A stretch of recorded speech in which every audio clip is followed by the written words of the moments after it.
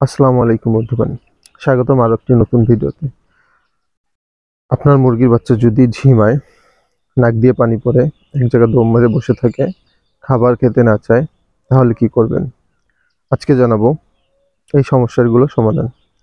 আসতেছে সামনে শীতকাল। শীতকালে মুরগির এই রোগগুলো বেশি দেখা দেয়, কারণ এটা হচ্ছে ঠান্ডাজনিত রোগ। এই রোগ হলে আপনারা কি করবেন, কি ওষুধ খাওয়াবেন, কিভাবে সুস্থ করবেন, এই নিয়ে আজকে ভিডিও বানাবো। তো বেশি দেরি না করে ও বেশি কথা না বলে ভিডিও শুরু করব।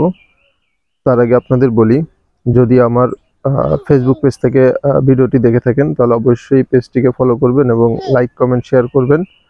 আর যদি ইউটিউব চ্যানেল থেকে দেখেন অবশ্যই সাবস্ক্রাইব করে রাখবেন, আর নোটিফিকেশন বেলটা অন করে রাখবেন, যাতে নতুন নতুন ভিডিও আপনার কাছে পৌঁছে যায়।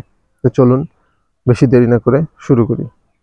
আপনার মুরগি বাচ্চা যদি ঝিমায়, এক জায়গায় দম মেরে বসে থাকে, খাবার খেতে না চায়,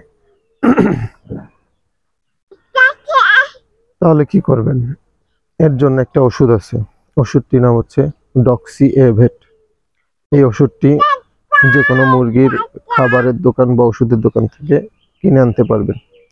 এবং এটা খাবেন কিভাবে?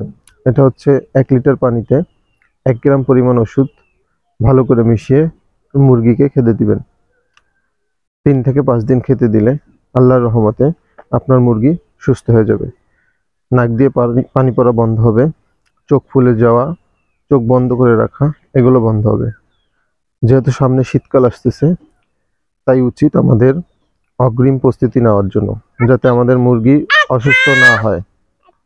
তো ধন্যবাদ, আজকে এইটুকুই। পরবর্তীতে আরো একটি নতুন ভিডিও নিয়ে হাজির হব আপনাদের মাঝে।